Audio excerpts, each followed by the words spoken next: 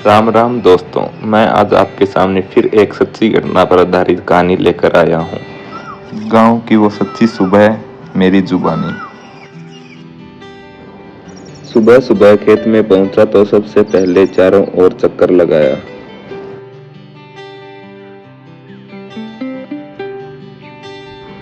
मिट्टी की नमी,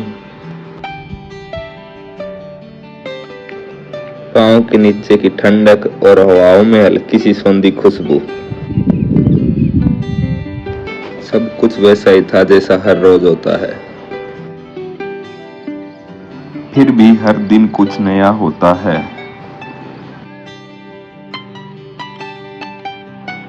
फिर मैंने अपनी नरमे की फसल को देखा, कहीं कोई कीड़ा तो नहीं, पानी बराबर है, जैसे मैं किसान नहीं खुद उस फसल का रक्षक बन गया हूँ।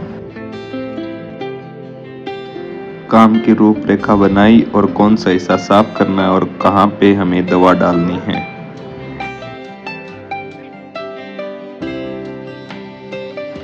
फिर इसी बीच मुझे याद में आया कि घर वालों ने श्वास की ढाणी से लस्सी मंगवाई है, तो वो भी लेकर जानी है।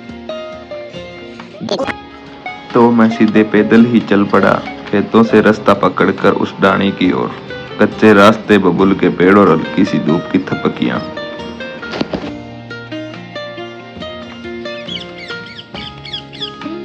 जब मैं श्वास की ढाणी पहुंचा तो देखा वो अपनी भैंस दूर आ था। भैंस शांत खड़ी थी, श्वास के चेहरे पर संतोष था। मुझे देखकर मुस्कुराया और बोला, रुक जा यार, तेरे लिए लस्सी अभी मंगवाता हूँ। कुछ देर श्वास के साथ बातें करने के बाद मैंने श्वास से लस्सी ली और खेत की तरफ लौट आया और खेत में थोड़ा काम निपटाया और सीधा घर की ओर चल दिया।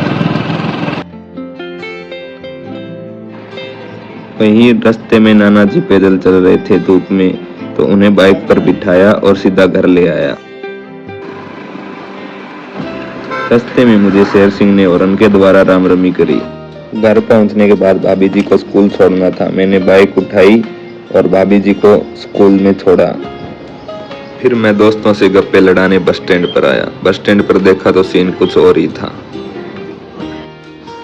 बस्सी अपनी कटिंग में व्यस्त था और पोना अपनी सीट पर टिक कर बैठा था।